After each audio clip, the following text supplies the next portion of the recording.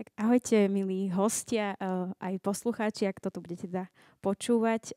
Sme radi, že ste tu s nami. Vítame vás pri Bloom Talks, ktorý predstavuje priestor, kde zaznievajú inšpiratívne myšlienky k najrôznejším témam, ktoré môžeš do svojho života zasadiť aj ty. Naším zámerom je pomôcť ľuďom rásť a rozvíjať sa, ale aj nachádzať odpovede na rôzne otázky od tých najbežnejších až po tie pálčivejšie. Takže ja už teraz vítam našich hostí, Roba, a budeme sa spolu rozprávať o téme manželstva, o tom, že či to je teda prežitok alebo nie. A možno tak na začiatok by ste sa nám mohli predstaviť pár vetami. Tak ahojte, volám sa Ľubica, pochádzame z Martina a máme krásne manželstvo, 33 rokov spolu s jedným mužom Robom a prednesmierne som vďačná za to, že mám práve tohto manžela, že mám práve tohto muža, lebo nie je to len môj muž, je to môj priateľ. Je to niekto, s kým sa môžem rozprávať, s kým sa môžem smiať, s kým môžem plánovať a urobil môj život veselším, šťastnejším a odľahčenejším. A není to len taká fráza, ale tak nejako to žijeme, tak nejako to máme. A myslím si, že ak sa nám niečo podarilo v živote, tak je to práve to, že máme jeden druhého a že nám to nejako ladí. Super, to bolo veľmi pekné vyznanie. Robo, čo by si ty povedal? Poviem, že sa volám Robo. Čiže manželka to povedala asi všetko a celé. Ale pochádzame z Martina. Tam sme sa aj narodili, alebo v takej malej dedine, jednej dedine pri Martine. Tam sme žili, tam sme strávili detstvo, tam sme sa spoznali a tam v podstate celý ten náš príbeh začal. Ja viem o vás takú zaujímavú vec, že vy ste spolu naozaj dlho, akože že odkedy tá láska, môžete tak povedať, že kedy? Že odkedy ste spolu? Od akého roku? A myslím, akože koľko ste mali rokov? Ja to viem od vašej dcery. Môžem povedať, keď to bude zle, tak to vystrihnite. My sme sa prvý raz stretli a spoznali, keď sme mali 13 rokov, čiže ešte decká. 12, áno. Ja už som mal 13, ja už som bol veľký frajer vtedy. Ale samozrejme, dneska, keď človek pozerá, preto človek rozmýšľa, že či vôbec také číslo povedať, lebo dneska ľudia v tomto veku žijú úplne iný spôsob života ako my. Čiže mali sme 13, sme sa spoznali, viem presne kde, viem, čo mala oblečené, čiže pamätám si všetky tieto veci. A od toho momentu sa to nejako spojilo a začali sme spolu chodiť. A kedy prišlo to rozhodnutie, že zoberiete si jeden toho druhého? Kedy nastalo?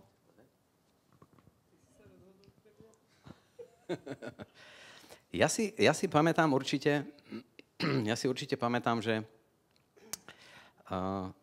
už od toho času, keď sme začali spolu tráviť čas, lebo my ako sme sa videli, tak nejako sme sa proste spojili a začali sme proste tráviť taký normálny bežný čas spolu na bicykel, veľa sme sa rozprávali, chodili sme proste po dedine krížom krážom, ale od začiatku som to nejako vedel, že toto bude moja manželka. Ale takéto silné rozhodnutie, že teda určite áno, to prišlo až na vojne. To bolo s odstupom času, lebo my sme v podstate od tých 13 rokov, dá sa povedať tým, že sme boli z jednej dediny, tak my sme boli každý deň spolu. Šli sme do školy, proste po obede sme mohli byť spolu, trávili sme spoločný čas. A takto to išlo až do obdobia, keď som šiel na vojnu. A v podstate z jedného dňa na druhý som odišiel. A bol som bez nej a tam som sa naisto rozhodol, že musím si ju zobrať. Že nemôžem ostať bez nej. Tak akože Robko to hovorí, že sme z malej dediny. Hej. V tej dedine sme sa vlastne v tých 13 rokoch, keď sme mali, uvideli prvýkrát, pretože on chodil nie do školy klasickej základnej, ale na hokejovú školu do Martina, takže on celý druhý stupeň žil úplne hokejom a bolo to tak, že vlastne fakt sme sa nepoznali, nevideli. Tá dedina nie je až taká malá, hej, je rozdelená na časti, býval v inej časti, takže to bolo tak a fakt je pravda, že ako mladí ľudia, to nebolo takéto chodenie, ako si to dneska predstavujú, že húp, hej, že my sme sa fakt bicyklovali, prechádzali, rozprávali, stále som ho musela naháňať, lebo bol s kamarátmi, tak som ich musela stále dobiehať, musela som zistiť, kde sú a keď sme sa chceli stretnúť, a aby sme sa stretli, tak mi poslal po svojich kamarátoch, čo bývali pri ňom, lístoček, ktorý som dostala niekedy asi 2 dní po rande a tak. Takže to bolo také romantické, no, že nejako sme sa museli vždy len naháňať, hej, že dohnať. A bolo to krásne, bolo to dobré. A tá vojna spravila fakt ten bod rozhodnutia. Perfektné. Ako ste vtedy spolu komunikovali? Lebo dneska ľudia sú na internete, není problém hoci ako četovať, vidieť sa na mobile, na obrázok. Ako ste vtedy spolu komunikovali? Jasné, čiže už to spomenula, fungovalo to na základe odkazov nejakých. Proste mobily vtedy neboli.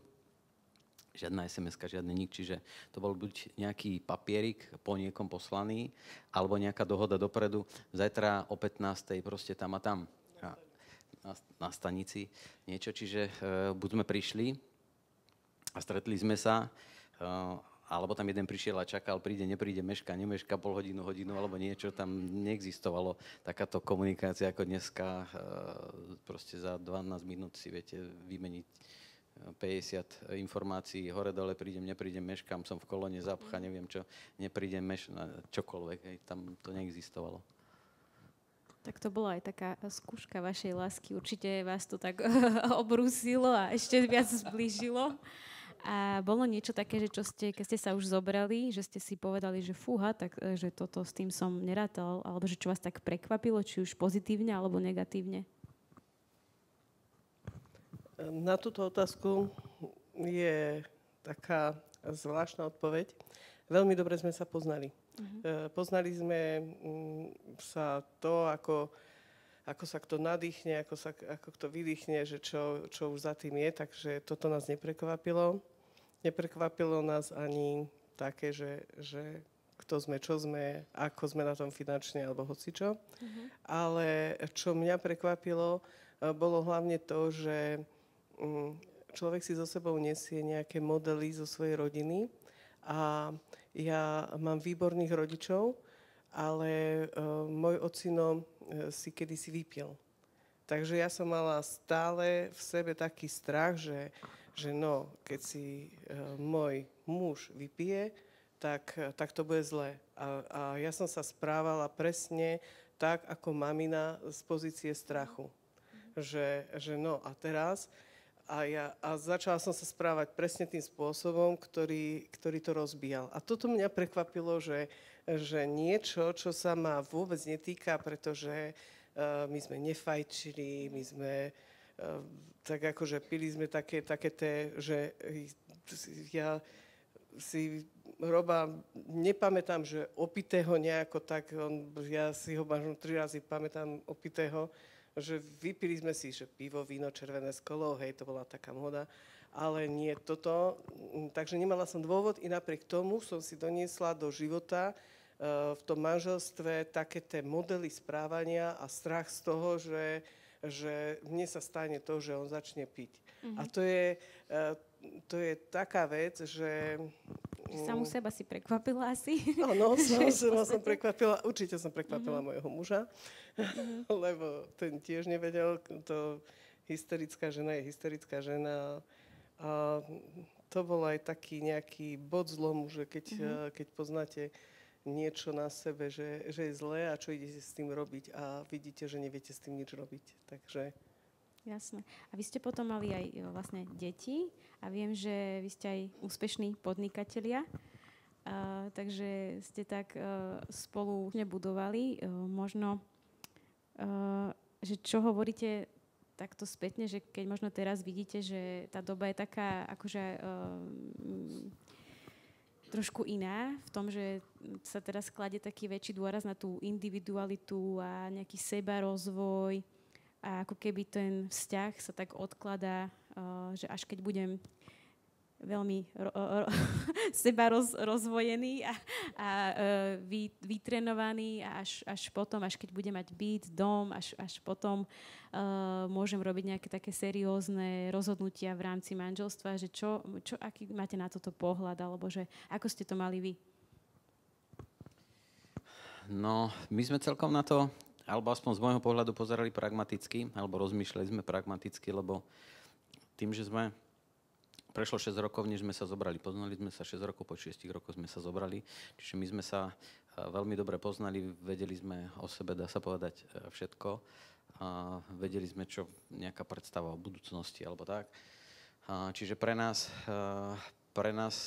takéto nejaké uvažovanie, ako v takýchto vodách sme vôbec neplávali, takýmto spôsobom sme vôbec neuvažovali. My sme hľadali to, ako byť spolu, ako to spraviť, aby sme proste mohli byť spolu a tráviť čas spolu. Ale dneska ten svet je nastavený úplne inak. Ľudia presne toto hľadajú. Chcú sebarozvoj, chcú čakať, chcú si užiť, chcú niečo. Ale dneska, kde človek čaká, či si zarobí na bývanie, tak dobre, je možné, alebo musí sa mu dosť hodne dariť, aby dneska tak vy žil máte takýmto aj spôsobom. Mladé dcery, ktoré už sú tiež vydaté, máte vnúčence, ste šťastní rodičia, aj starí rodičia a možno, že tak, že čo na to hovoríte, že také, že keď to vidíte, že či je to áno, že nedá sa to vlastne inak v tejto dobe, že treba mať najprv nejaké to silné zázemie a tak, alebo je to niečo, že čo viem budovať aj s tým partnerom, aj keď možno tie začiatky sú nejaké také ťažšie, ale že možno, že ako to teda zhodnotíte, že teraz, že aké to je v tej dobe tejto. Jasné. Táto doba je podľa mňa ešte náročnejšia presne na všetko toto, že dosiahnuť nejaký výsledok je proste náročnejšie. Čiže z môjho pohľadu ešte o to skôr je lepšie, aby ľudia treba vošli do manželstva a začali veci budovať. A všetko toto by začali budovať. Vôbec celý ten svoj život, či je to kariéra, či je to rodina, či je to manželstvo, nejaké hodnoty, nejaké koničky, nejaké záujmy. Čiže dá sa to všetko naraz? Určite sa dá. To je vždycky otázka len nastavenia. Áno. No, ja som sa veľmi hlboko zaujímala nad tým, zaoberala tým, že sebarozvoj. Každý hovorí o sebarozvoji. To, čo bolo také dôležité pre nás dvoch, bolo to, že byť spolu a vytvoriť hodnotu spolu. Že ak som sa mala rozvíjať, ak sa mal rozvíjať robot, tak to nebolo kvôli mne, ale kvôli tomu, aby som nejako v rámci toho vzťahu vytvorila hodnotu. Že dnes je to, že čo je to sebarozvoj? Čo je to sebarozvoj? No, podľa mňa je sebarozvoj práve to, že hľadám, budujem, vzdelávam sa, hľadám nejaké školenia, nejaké hocičo, robím všetko preto, aby som urobila nejakú vec, hodnotu, krok, ktorý by prispel k tomu budovaniu toho miesta, kde sa nachádzame. A keď hovoríme o dnešnej dobe, tak veľmi často sa stretávame hlavne s tým, že každý jeden chce, ja potrebujem osobnostne rásť. To je také krásne slovo a každý potrebuje osobnostne rásť, ale nie je otázka, že či spotrebuješ osobnostný rast, ale je otázka, že prečo chceš osobnostný rast. Chceš rast osobnostne preto, aby si vytvoril hodnotu pre spoločenstvo, v ktorom žiješ. Či je to manželstvo, či je to rodina, či sú to priateľstva, či sú to aj v práci, alebo hocičo. Či tvoj osobnostný rast je spojený s tým a tvoj sebarozvoj je spojený s tým, že ty to chceš robiť pre nejaký účel, alebo to chceš robiť preto, aby narastlo tvoje ego, ako ty všetko zvládneš. Toto si veľmi pekne povedala. A to si myslím, že to je to, čo vystihlo nejako to, ako žijeme s Robom, že vlastne všetko podriadujeme tomu, že ak je to dobré pre to, čo žijeme spolu, tak vtedy sa s tým budeme zaoberať. Ak to nie je dobré, tak na čo to je? To je aj o nejakých hádkach v manželstve, presadzovaní svojich názorov v manželstve. My sme sa s Robom smiali, že no tak jasné, že má žena pravdu. Ale to není tak. Predsa tu ide o to, že niečo chceme vytvoriť a tu nejde o to, že kto má pravdu a kto musí mať posledné slovo a či má žena veľa k tomu hovoriť alebo málo k tomu hovoriť. Každý máme nejaký temperament, každý z tých partnerov nejaký je a teraz ideme sa na tom chytať, ideme sa na tom hádať alebo ideme byť spolu šťastní. Vytvoriť dobrú rodinu je vytvoriť miesto, kde sa budú radi vracať, kde sa my radi vrátime, kde sa radi vrátia naše deti. Dokonca vytvoriť dobrú rodinu je to, že prídu k vám priatelia a povedia vám, je nám u vás dobre. My máme priateľov, ktorí k nám prídu. Nechcú odísť. A máme problémy dostať z domu. Sme sa smiali, že na Silvestra k nám prišli priatelia stráviť s nami Silvestra a odišli prvého večer. Takže pre nás je to také, že sú to dobrí priatelia a máme ich veľmi radi a sme strašne šťastní, že sme s nimi mohli stráviť čas. Ale je to taká vizitka toho, že no fajn, v dome, kde sa nehádajú, kde je príjemná atmosféra a sa dobré ľudia cítia a chcú tam aj zotrvať. Takže sebarozvoj, ak je zameraný na to, aby si ty sám vyrástol a nepriniesie to hodnotu v hoci ktorom ľudskom vzťahu, je podľa mňa budovanie ega a toto by... V konečnom dôsledku to asi ani toho človeka úplne nenaplňa, alebo že stále ide ďalej a stále není asi, že nemá dosť. Nie, že stále nenabudne tam tú takú satisfakciu, že áno, už je to dobré, že keď tam nevytvára asi tú hodnotu pre to okolie, pre tú spoločnosť, že sa ti to vlastne vracia.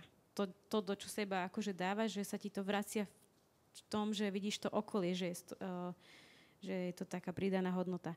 A teda viem, že vo vašom živote je dôležitá aj viera a taká možno otázka, že prečo? Prečo je dôležitá vo vašom živote viera? Vedeli by ste toto, kde ste teraz, vybudovať aj bez nej? My by sme boli rozvedení bez Boha. Ja som veľmi temperamentná. Už 25 rokov, z 33 by sme boli rozvedení. Ja som temperamentná, Robko má rád pokoj. Ja sa vždy niekde ženiem, pre mňa bolo včera neskoro, Robko si to chce rozmysleť. A teraz nájdete v tom, ja som mala strachy, on bol rozvážny. Ja ho potrebujem. Ja ho absolútne potrebujem. A kedy prišiel ten moment, teda, že ste našli Boha, ako sa to stalo? Možno Robo môže povedať. Poviem ja, že som sa znovu zrodila prvá. Áno. Práve kvôli tým veciam, čo som spomenula. Že vidíte, že opakujete chyby, ktoré rozbíjajú a neviete s nimi rady. A to bol môj sebarozvoj. To bola moja investícia, že potrebovala som pomoc z toho. Potrebovala som pomoc z takých starých spôsobov správania. Potrebovala som urobiť niečo preto, aby som ja nerozbila to manželstvo svojim správaním, svojou hysteriou a tým.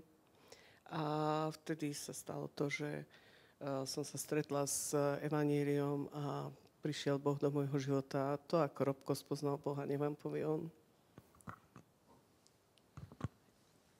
Áno, čiže aj na tú predchádzajúcu otázku rád odpoviem, lebo tam jednoznačne viem aj ja povedať, že určite by sme neboli dnes tu. A tým, ako sme rozdielne povahy. A na druhej strane je to v poriadku, aj sa hovorí, že protiklady sa priťahujú. Určite by sme spolu neboli, lebo to boli dva rozdielne svety, ktoré sa museli nejakým spôsobom zladiť. Takže to už by kto vie, čo by sme a kde by sme boli. Ale to, že prišiel vôbec Boh, tak spôsobilo to, že sme spolu toľko rokov a že to, čo sme prešli a čo sme zažili, tak jedine vieme povedať, že vďaka Bohu to bolo, lebo ja z môjho pohľadu som Boha nehľadal ani nepotreboval, lebo ja som celkovo bol taký spokojný človek, mal som sa dobre, a mal som manželku, mali sme kde bývať, mal som prácu, ktorá ma bavila, a zarábal som na tú dobu veľmi, alebo dosť dobre, veľmi dobre, čiže ja som bol úplne spokojný.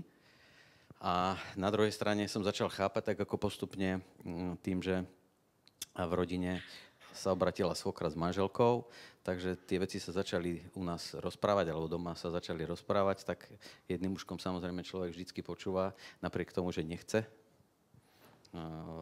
Aj veľa vecí mi nesedelo a vadilo a neviem niečo a nejaké chvály a čo sú to za pesničky takéto nejaké, toto mi tu nepúšťajte alebo dačo.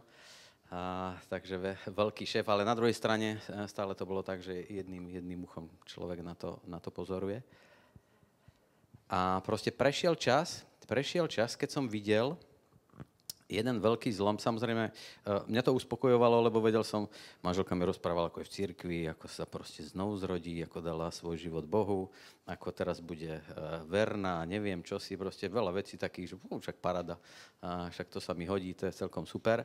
Ale čo bolo veľmi, veľmi zaujímavé, tak to bol život mojej svokry a zmena v jej živote. Ona sa takým spôsobom zmenila. To sú také tie veci, čo sa o svokrach hovoria, ale proste to je zo života. To niekto nenapísal a nevymyslel, to je proste pravda. A ja som sa smial, tak som hovoril o svokre, že keď svokra ide, tak aj lopatka na uhlie stojí v pozore a čaká, čo sa bude diať. Proste ona bola úplne taký ten špeciálny generál. To si pamätám ako dnes, však kedy si to tak fungovalo, chodili do práce za tých čias, aj tesne po komunizme.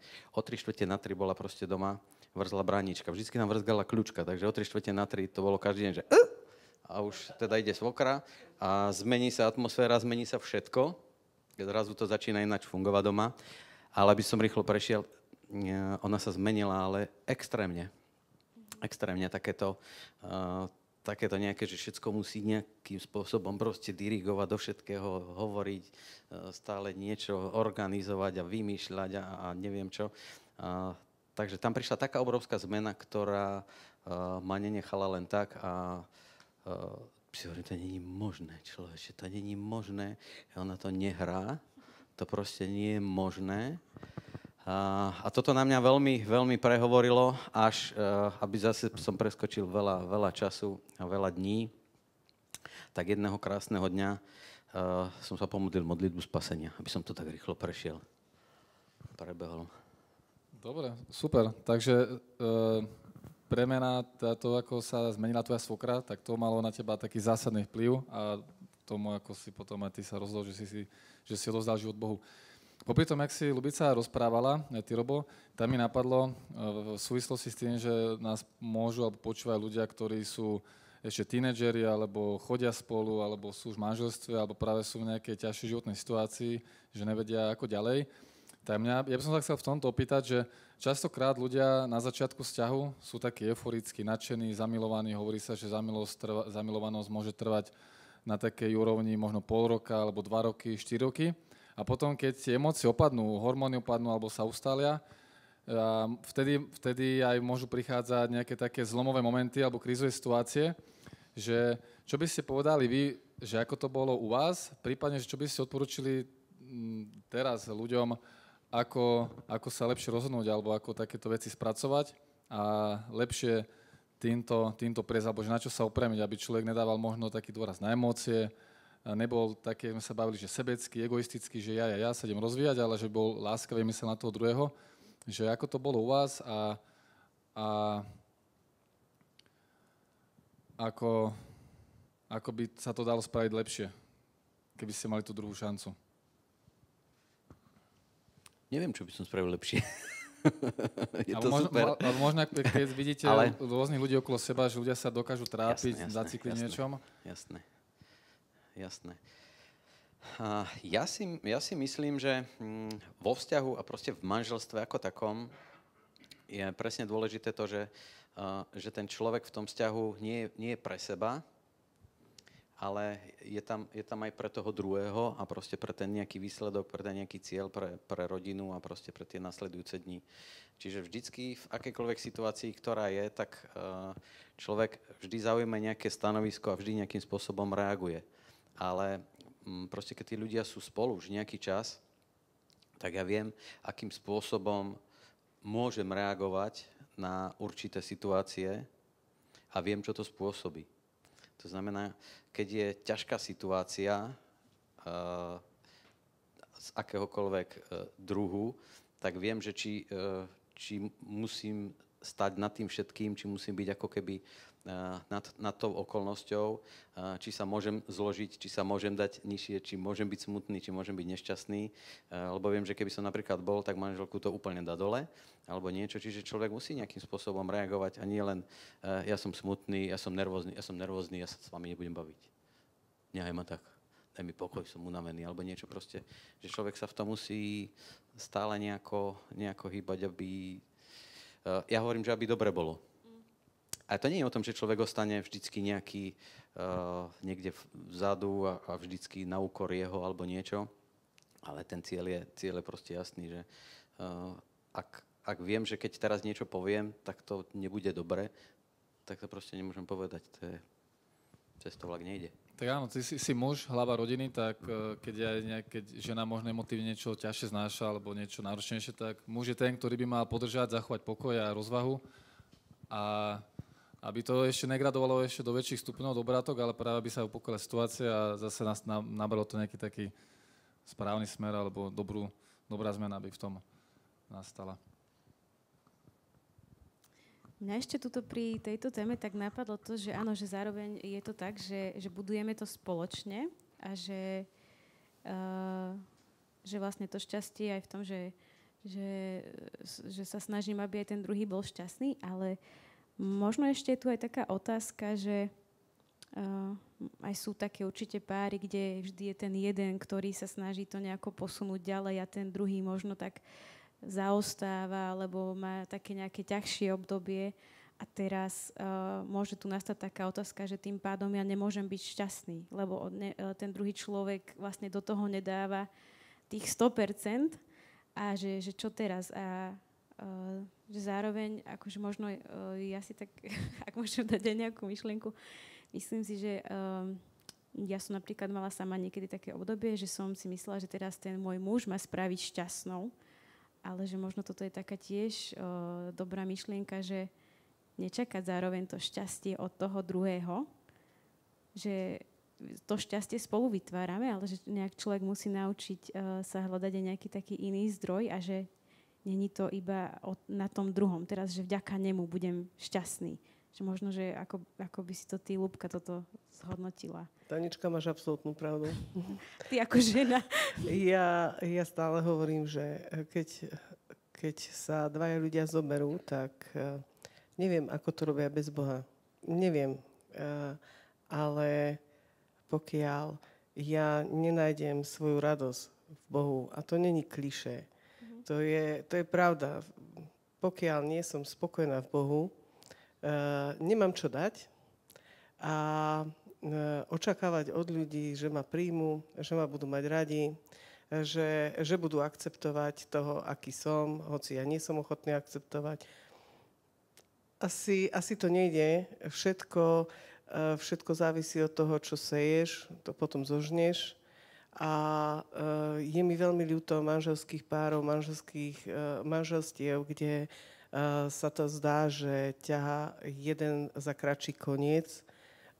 Fakt som Bohu vďačná, som vďačná Robovi, že je taký. On nebol nikdy egoista, nebol nikdy zameraný na seba a keď sa ma pýtal, že pri tej posteli sa tváriš, keď tie periny dvíhaš, tak nejako sa tváriš, že čo je, vraj neznášam postel,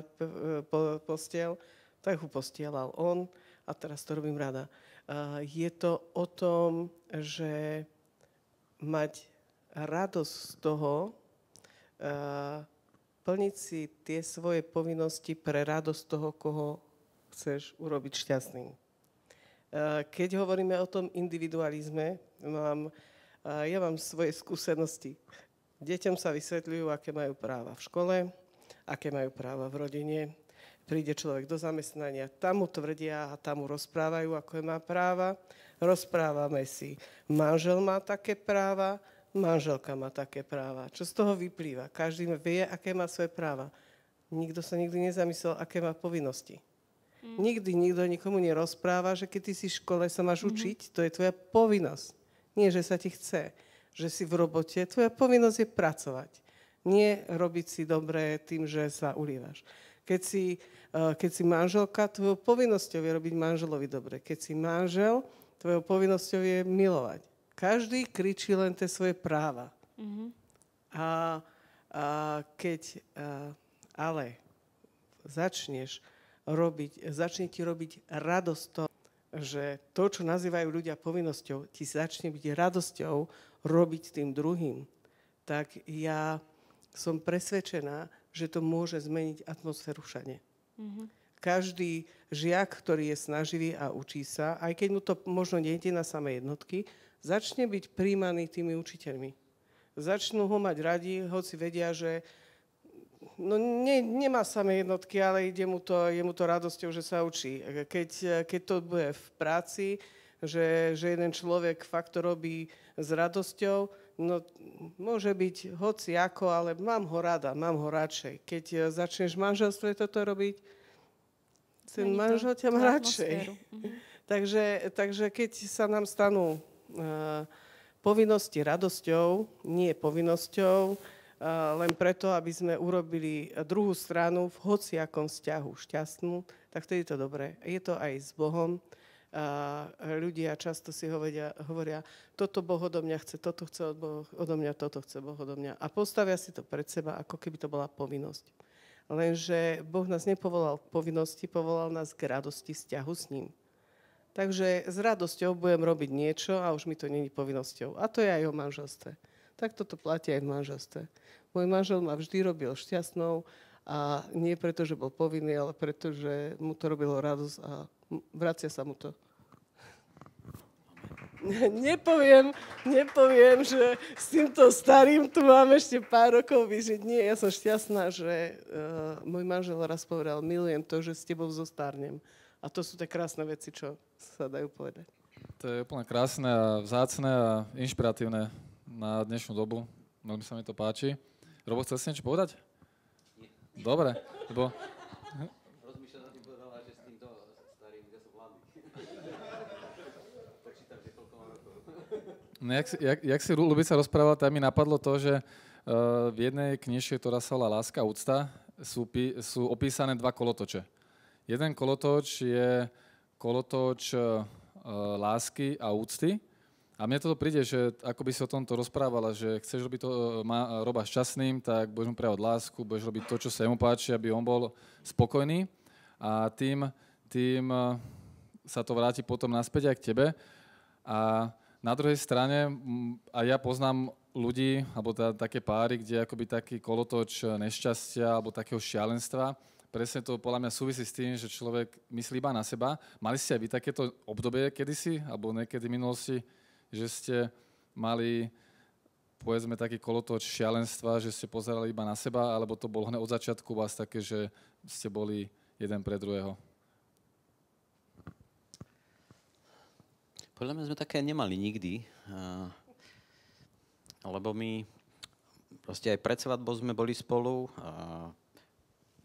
Po svadbe ja som mal chvíľu takú prácu, že som chodil do zahraničia, takže som chodil, ja neviem, na týždeň, na 2, niekedy na mesiac, ale netrvalo to dlho, čiže sme veľmi veľa času z toho obdobia, z tých rokov, čo sme spolu, tak sme trávili spolu.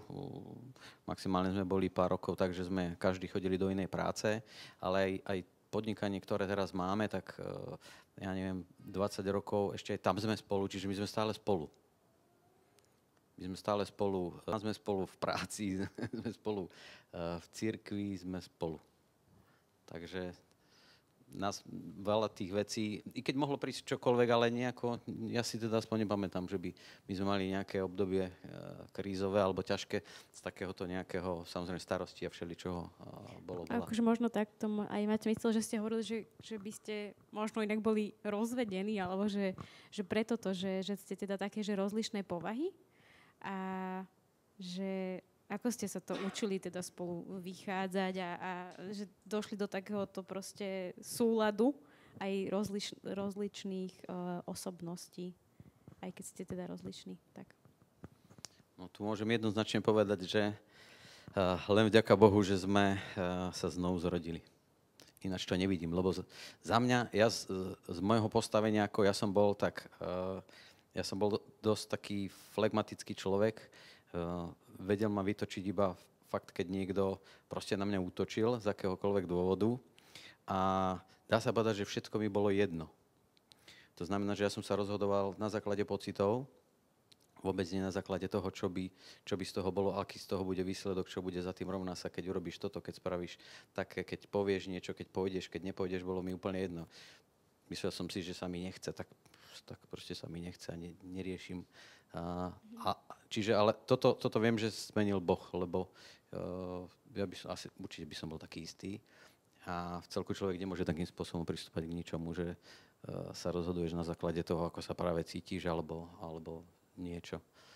Alebo je mi jedno, čo si myslieť si, že čo si o tebe myslia, to je dobré, keď človek veľmi nerieši, lebo ľudia si vždycky niečo myslia.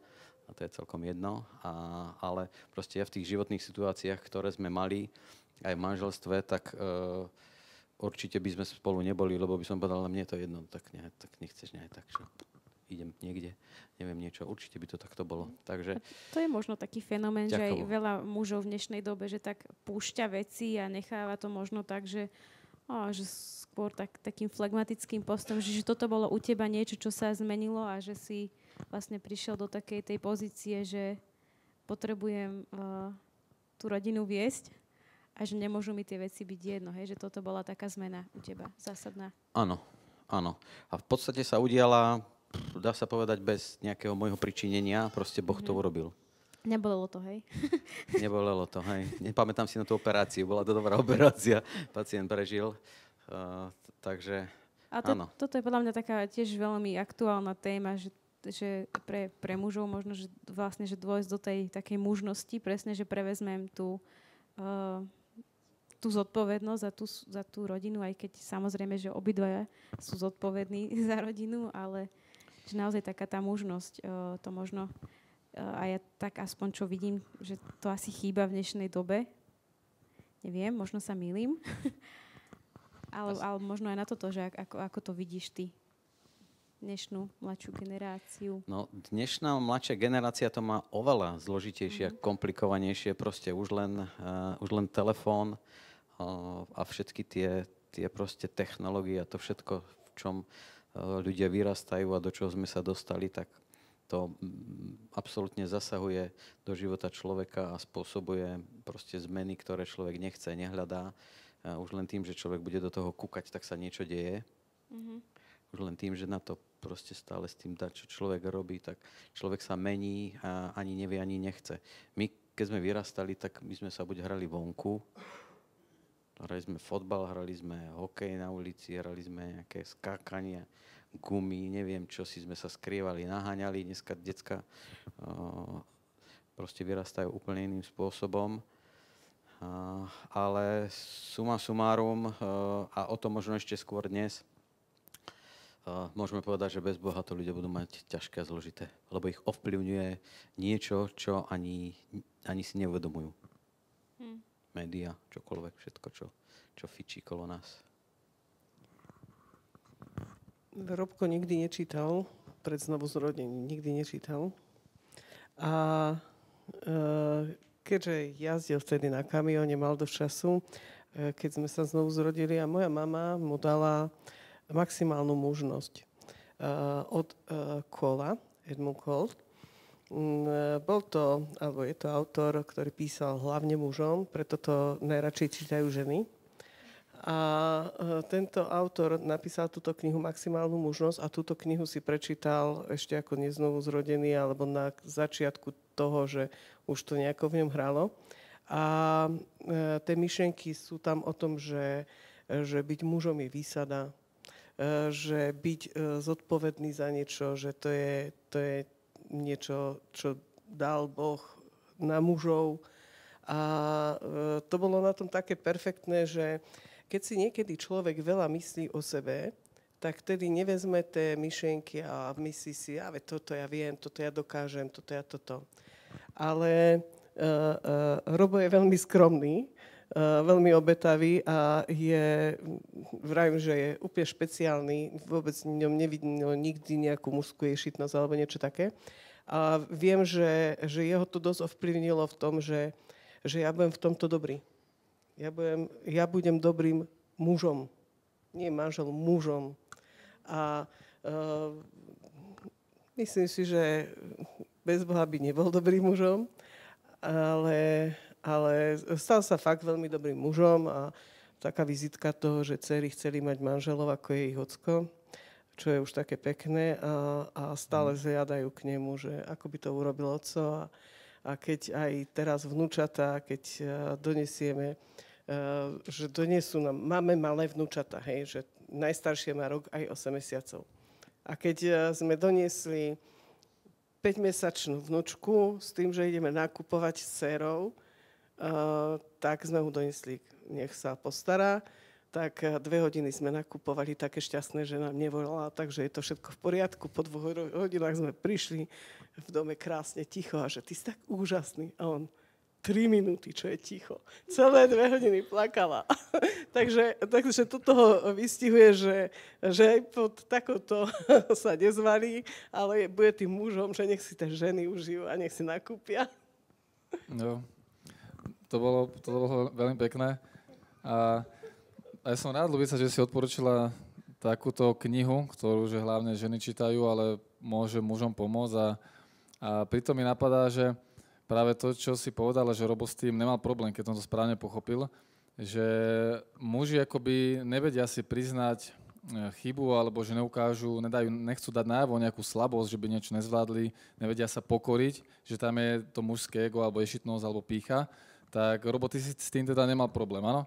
Že u teba bol tento proces ľahší, že si sa postavil do role muža a chcel si byť tým správnym mužom. Môžeš povedať? Áno, môžeš. Chcel som len dodať, že v prísloví, v jednej časti prísloví je taká kapitola, že chvála statočnej ženy, toto znie ako chvála statočného muža. Také tam ale nie je. A neviem, ja som s tým nejako nemal problémy. Neviem, nikdy... Na budúce si musíme zavolať nejakého hostia, čo s tým mal problémy, aby sme dali nejakú radu. A možno, že tým, že nebolo celkom jedno, ako človek rieši, že či niekto má lepšie auto, lepší dom, väčší dom, viac peňazí, no tak vždy budú takí, môžeš mať hoci koľko, vždy budú takí, kým sa nedostaneš niekde na samý vrch, ku komu, kde čo, tak akože... Ale samozrejme rozumiem, že keď človek to tak v sebe má a proste s tým bojuje, alebo nejako to tak má vo svojom vnútri, tak sa s tým musí nejakým spôsobom vysporiadať. Neviem, ako sa to robí, lebo ďaká Bohu som zatiaľ s tým nemusel riešiť, že ako sa s tým popasovať. Ty si teraz vlastne spomenul to, že ty si nejako neriešil to, že kto má aké auto, aký dom a tak. Akože toto je za mňa tiež veľmi zaujímavá téma, pretože ja to napríklad v dnešnej dobe tým, že my sme sa tiež akože veľmi mladí brali, čiže sme sa zobrali, ja som mala 20, mali sme prenajatý malý bytik a tešili sme sa z madracu na zemi a z každej jednej poličky, ktorá prišla a ešte počas toho, ako sme študovali. A toto je možno tiež také niečo zaujímavé, že možno skôr aj na teba, Ľubka, lebo ja ako napríklad žena viem, že často tým, ako sme teda spolu nejako rástli, aj prišli nejaké pády, aj finančné a tak som mala také, že som sa tak pozerala na mojich spolužiakov, že oni sú tam na dovolenke a teraz také auto. A pritom som vedela, že máme všetko, čo potrebujeme a že som vlastne šťastná, ale že taký tento tlak, že podľa mňa to skôr si myslím, že prichádza na ženy. Že takéto, že a toto a takú kabelku a akože a zároveň však že možno, že ako ty si toto vnímaš. A možno aj s poťahom na dnešnú dobu, lebo akože ja to vnímam, že teraz naozaj žijeme v takej veľmi materialistickej dobe a zvlášť aj tento možno kraj je taký, ja to cítim, že veľmi založený na imidži a hej, o tom, aký, že kto, čo, ako. A napríklad u mňa to bol taký boj v mysli, jedno obdobie a potom som si tak uvedomila, že... Ty si bola v mojej mysli? Nie, že ja som si v svojej mysli uvedomila, že toto sú jaké trapošiny, že mám 2 deti zdravé, úžasného muža, máme kde bývať. Aj si odpovedala.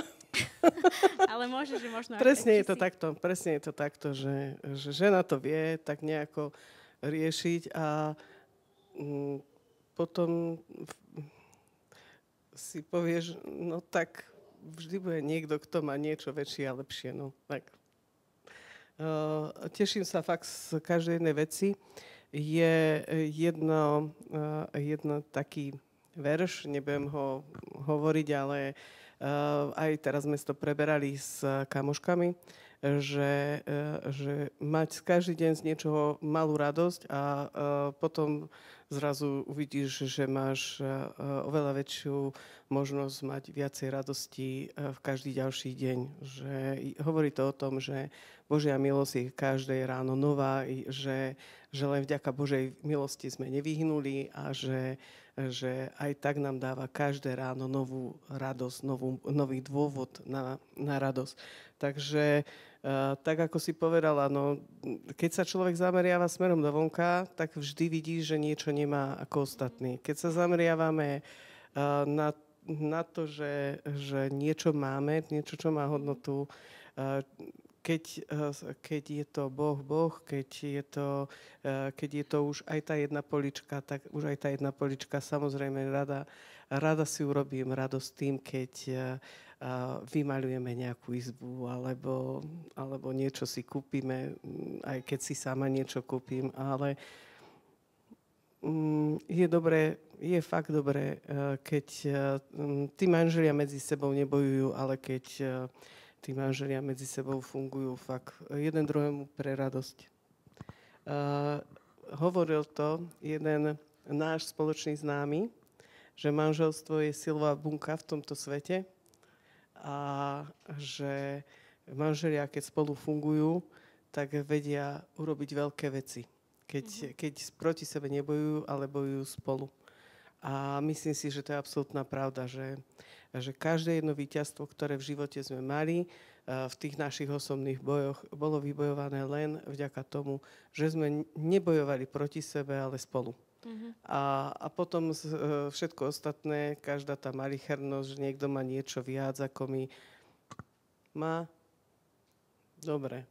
V dome, keď je pokoj, tak je to lepšie, ako keby sme mali zlaté prstenie. Je to určite posilnené v dnešnej dobe aj tými médiami sociálnymi a tak, že to číha z každého rohu, že možno vy ste toto tak nezažili, že nebolo to až tak bijúce, že ráno si to pozrieš, večer na obed a stále vidíš, hej, že kto čo ako.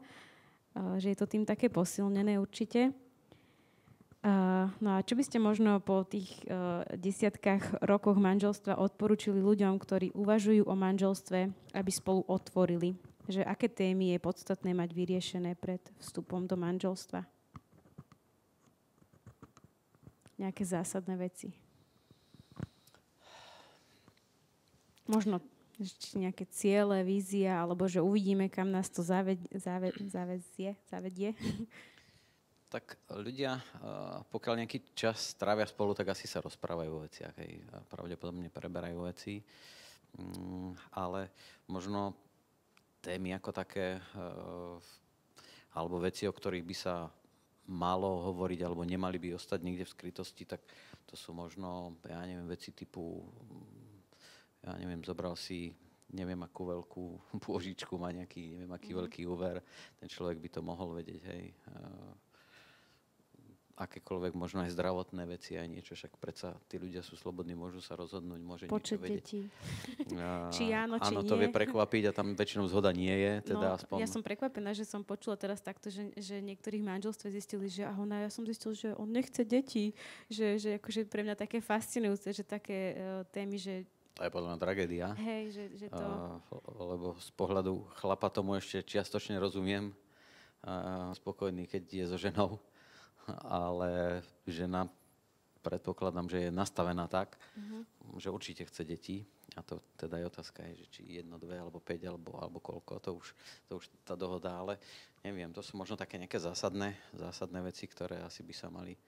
My sme čítali spolu takú pred manželstvom, takú úzkú knižku, sa to volalo To, keby sme vedeli pred svadbou. A čítali ste ju, áno? A tam to naozaj bolo tak dobre tak rozvetvené na také časti, že to keby som vedel, že si beriem aj jej rodinu a presne potom také podotázky k tomu aj o upratovaní. A my sme si to tak všetko spolu akože preberali, takže my sme mali, že áno, že kôž vynáša šty a je to tak doteraz, že ja neviem, či som za 8 rokov, neviem, či mi to slúži k hanbe, ale nevyniesla som kôž. Ale teda zase on neumýval kúpeľňu nikdy, hej. Ja napríklad okná neumývam. Ale túto knižku si pamätám, keď to preberali aj naša staršia dcera s manželom a musíš sa prísť do rodiny pozrieť, ako čo Áno, tak to je dôležité veci. Otco, čo mama, aký sú, akým spôsobom fungujú, ako hovoria, ako vyzerajú, dávaj pozor, sleduj na to. Ale sú to dôležité veci, je to podľa mňa múdre. Možno, že ako ste riešili otázku odlišných názorov alebo potrebu kompromisov?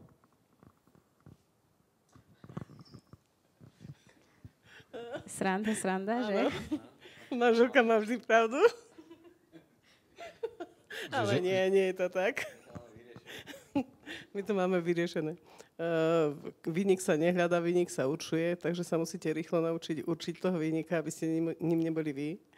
To sú také naše rodinné srandičky, že vinník sa nehľadá, vinník sa určuje. Prečo nie nikoho vysypaný? Lebo si ho ty nevysypal. Aha, tak ja už som vinný, dobre, tak ty nie si. Takže veľmi to zjednodušuje život, určite. Fakty. Ale nie, rozlišné názory, môžu byť rozlišné názory, môžu byť veľmi vážne a môžu byť zbytočné. Keď sú veľmi vážne, predsa ak nám ide o jednotu v tom, aby sme sa hýbali dopredu, tak k nejakému kompromisu musíme dojsť.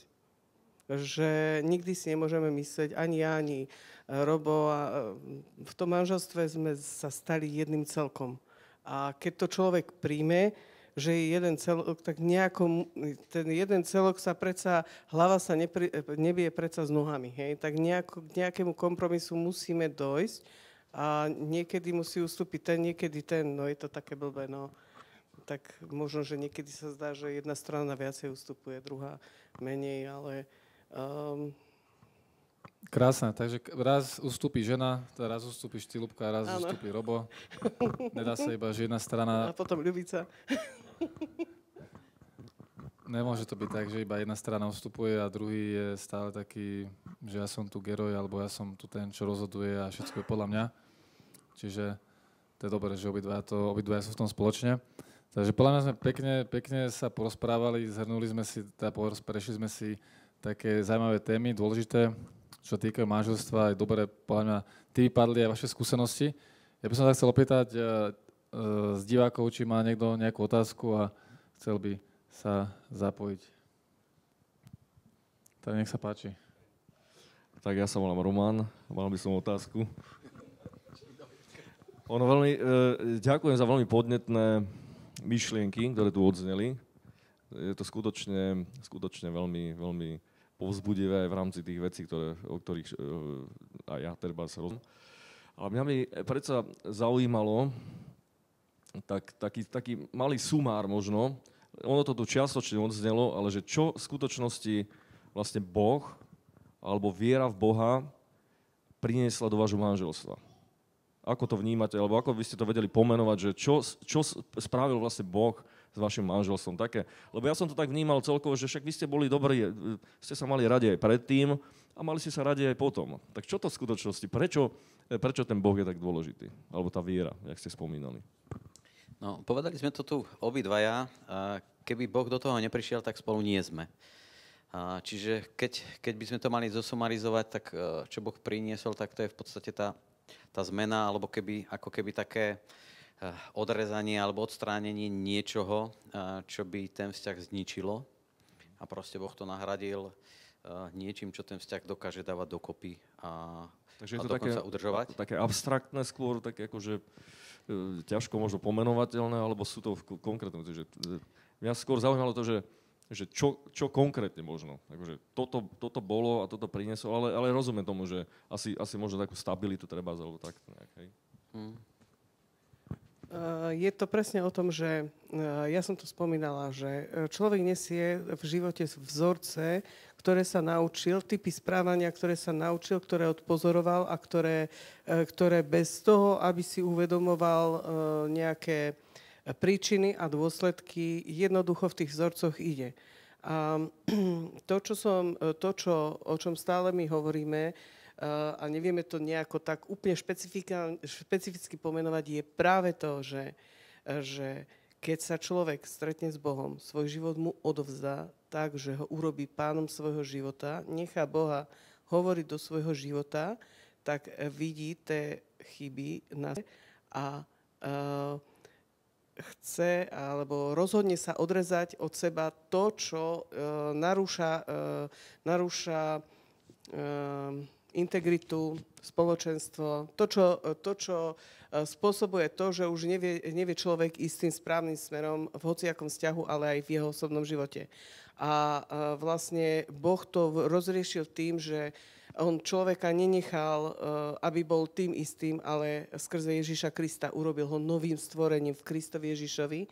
A to, čo hovorí Biblia, že nežijem už ja, ale žije vo mne Kristus.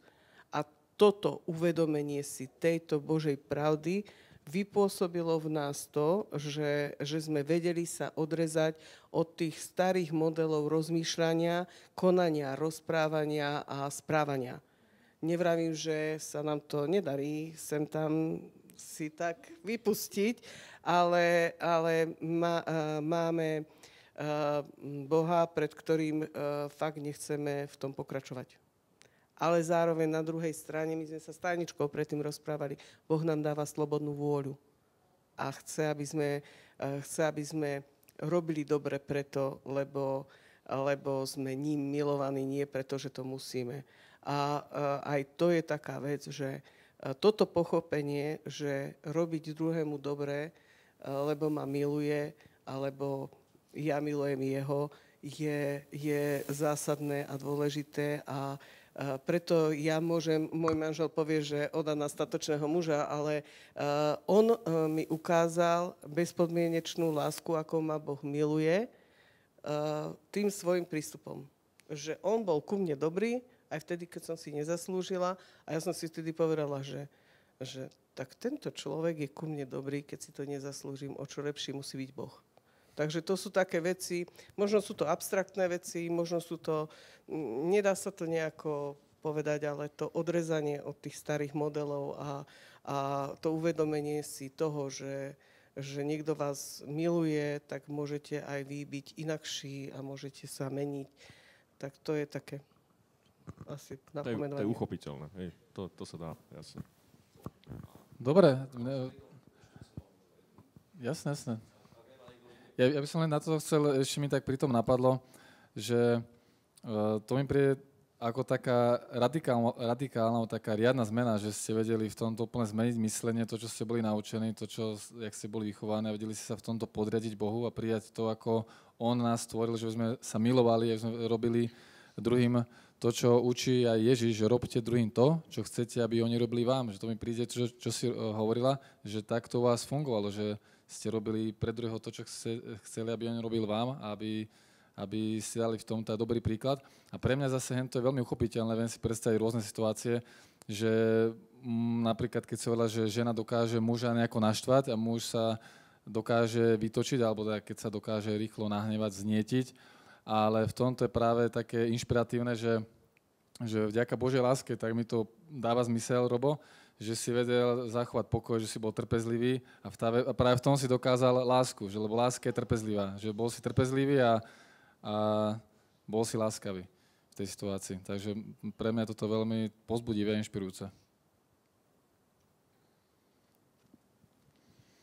No a ešte mám teda jednu otázku. Keďže sú tu aj mladí ľudia, ktorí ešte nevstúpili do manželstva, že vy ako už skúsení ľudia, ktorí ste už niečo zakúsili, aj v rámci manželstva, aj teda ste pred nejakým časom vstúpili a ten doklad tých 33 rokov vlastne svedčí o tom, že už toto je samo o sebe hodnotou práve v dnešnom svete, kedy štatisticky každé druhé manželstvo, dá sa povedať, kolabuje, čo sa týka teda štatistik sveta. Že čo by ste tak skrátke alebo v krátkosti vedeli napríklad poradiť alebo odporúčiť mladým ľuďom, ktorí sa práve rozhodujú, alebo možno tak niekedy až by som povedal, že váhajú, či vstúpiť, nevstúpiť, či s touto osobou alebo nie s touto osobou, že čo by ste im poradili pred vstupom do manželstva? Čo sú také, povedzme, dôležité body, ktoré by mali nejakým spôsobom možno uchopiť? Ak sa to dá teda v skratke povedať. Ja viem, že to je možno náročné, ale že čo by bolo od vás takou radou, že určite sprav toto, alebo určite nerob toto.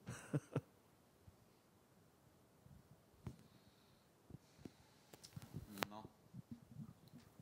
Ťažká otázka. Veľmi ťažká. Možno odpovedať jednou, dvomi vetami asi nie je jednoduché. Najvýstižnejšie by som možno povedal, už to tu padlo dnes, že neviem si predstaviť, ako to bez Boha ľudia robia. Lebo proste človek je nejako nastavený, s niečím sa narodí, nejakým spôsobom funguje, komunikuje, vyjadruje sa, niečo ho naučili, videl to doma. To, čo videl doma, tak to si myslí, že takto to funguje. Veľmi nemá predstavu o tom, že by to mohlo byť aj inak. Čiže neviem si dobre predstaviť, na to sú potom všetky školenia a ľudia, ktorí motivujú a učia, vzdelávajú a niečom. Neviem si to dobre predstaviť. A možno také otázky, že čo robiť, čo nerobiť. Tak ja neviem, hádka vie spôsobiť veľmi veľa škody. Ústa, samé o sebe jazyk ako taký, Biblia o tom hovorí, že veľký oheň vie zapáliť proste. Jedny ústa, ktoré dobre idú, sypú jedno zlé slovo za druhým, tak vedia spraviť veľkú škodu. Možno povedať niekomu, že tak sa proste nehádaj, budeš mať pokoj doma, ale asi to, rada to je, ale proste ak s tým človek nejako nevie jednať, tak je to asi nedobrá odpoveď. Hej? Takže neviem, čo by. Ale jednoznačne proste viem, že sa doma nebudem hádať, lebo na čo sa budem hádať. Viem, že nebudem presadzovať svoju pravdu, lebo keď ju presadím, tak jediné, čo sa stane v určitých situáciách, jasne niekedy treba, ale proste keď je situácia, že sa treba si to vykomunikovať, hej, lebo proste si to musíme vykomunikovať a ten druhý, alebo ten partner musí vedieť, že som mal pravdu, no tak musí, alebo nemusí. Ak to skončí tak, že ste dovadení a teraz sa 2 dní nebudete 3 dní rozprávať, ako na čo ti to celé je. Takže no, treba robiť také veci. Netreba chod do záchodu, zakrič, chod do hory, zakrič na medveďa, uľaví sa ti, alebo niečo správ, neviem čo, rozbiť tanier niekde, alebo čokoľvek, hej, trošku. Ale čo ideš vymysleť, že? Takže, ja si osobne myslím, že partner by si mal všímať na tom, s kým sa ide zobrať, či ten človek je pripravený na seba rozvoj v tejto oblasti. že či je ochotný, či není zameraný veľmi na seba a či není moc egoistický a neschopný meniť sa a neschopný nejako stiahnuť sa z tej svojej pozície, to je z obidvoch strán, žena, muž, to je jedno z ktorej strany, že či ten partner je teda schopný vytvoriť ten jeden celok. Ak tam toto je, čo si myslím, že bez Boha to je veľmi ťažké, ale je možné. Vieme, že aj bez Boha sú krásne manželstvá. No ale je to vtedy, keď majú jeden cieľ. No náš cieľ je budovať Božie kráľovstvo, budovať dobrú rodinu, budovať hodnoty, ktorými budeme môcť osláviť aj Boha. To je náš cieľ, to nie sú naše ciele, nie sú dom, auto, neviem čo všetko. Videla som aj takú pripomienku, alebo videla som také, že manželstva sa rozpadajú po viacerých rokov života, že prečo sa rozpadajú po viacerých rokov života, deti odídu z domu a zrazu nemajú cieľ, hej. Takže aj s tými cieľmi je to také, no aké máš ciele? Aké si predsavzal ciele v manželstve? Ak je tvoj cieľ, že teraz musíme toto z týchto detí a potom tie deti odídu z domu a vy si nemáte čo povedať, tak je to zbytočné, hej, že to je krátkodobý cieľ, to nie je dlhodobý. Tie deti pôjdu z domu po 18 rokoch, je to bolestivé, to sme si prešli sami na svojej koži. Môj manžel dodnes vie, že keď sú deti s nami na dovolenke a idú domov, takže 2-3 dní sa musíme chodiť veľa prechádzať, lebo nemôžem byť tam, kde boli. A prečo mám variť? Že veď sme len dvaja. takže je to bolestivé aj po roku. Manžel hladný. Je to bolestivé aj po rokoch, a že deti odídu, ale keď ty žiješ nie len pre ten cieľ, že kúpim si také auto, urobím si toto. Takže pred tým manželstvom, či je ten človek schopný splínuť v to jedno, či nie je moc zameraný na seba a či je ochotný sa meniť nielen preto, že je zamilovaný. Asi je fakt dobré, keď trošku dlhšie ľudia spolu trávia čas, aby sa trošku viacej poznali. I keď naša dcera sa vydávala po krátkej známosti, ale to bolo absolútne všetkým jasné, že sú to dvaja zrelí ľudia, ktorí si prečítajú spoločne knihu. To keby sme vedeli pred svadbou, rozdelia si povinnosti, dohodnú sa, kto bude mať akú kasu a príde si pozrieť svokru a povie, no tak toľko budeš aj ty na telefóne ako ona. tak potom si povedzte, že a majte radi svojho zaťa, tak si ho posadíte vedľa do kancelárie. Takže asi tieto veci, že ak je človek fakt tak veľmi zameraný na seba, na svoj názor a na to, či bude mať on pravdu a či je veľmi ústatý a všetci musia okolo neho lietať, tak lepšie ísť z cesty preč. Nevravím, že Boh takého človeka nemôže zmeniť, ale je to trápenie, má viacej trápenia, aj keď by ten človek bol znovu zrodený, aj keby čo, tak stále je tam tá tendencia, že čo je preňho priorita, čo je preňho prvoradé, či je preňho prvoradé páčiť sa Bohu a podriadiť v živote to, aby sa páčil Bohu. A nespoznáte to, keď ste zaľúbení, musíte chvíľu počkať. No. Asi tak by som to. A čo je ešte dobré, myslím si, že pred svadbou my sme sa brali ako neveriaci, hej. No tak neslúži nám to na chválu, ale mali sme už nejaké svoje zážitky, lenže nikdy nedovolila moja mama, aby Robo spal u nás. 33 rokov ju za to chválim a ďakujem, lebo 33 rokov, keď sa zobudzám vedľa svojho manžela, tak je to pre mňa niečo krásne. Každé ráno sa môj muž pozdraví, že dobré ráno, Bože, dobré ráno, miláčik, ako si sa vyspala? A ty ako? takže úplne také telenovely, akože môžu byť, hej. Ale som vďačná za to, že toto sme nezažili pred svadbou a dodnes sa nám to stalo. Dokonca v deň svadby Robo spal u nás, nie so mnou, u nás. a mama ho vyhnala v ten deň svadby, že rýchlo práš preč, lebo suseda ide doniesť dar. Takže, takže bolo to také dobré, že určite zachovať si tú čistotu do svadby je niečo nádherné. Toto je asi taká ďalšia veľká téma sama o sebe, ktorú možno môžeme potom určite pokračovať. Takže vám veľmi pekne ďakujeme, že ste tu boli. Bolo to hodnotné, prínosné a také podľa mňa povzbudzujúce, inšpirujúce. A teda veríme, že sa ešte niekedy vidíme a sme radi, že ste prišli. Ďakujem veľmi pekne. No a v marci sa môžete tešiť na ďalšiu diskusiu, o čom bude, dozvedieť sa neskôr, preto ak nás ešte nesledujete, tak teraz je ten správny čas. Takže ďakujeme Robo, ďakujeme Ľubka za to, že ste prišli a za skvelý rozhovor, za viaceré podnetné myšlienky, vaše skúsenosti a aj dobré rady určite, z ktorých si vie človek zobrať do života zmenu, aby sa mohol rozvíjať, aby mohol aj on spraviť dobrú zmenu, nech je pre toho druhého. Tak asi hovorili radosťou a že bude s ním naďalej rád pokračovať. Tak vidíme sa na budúce. Ďakujeme aj my, tešilo nás.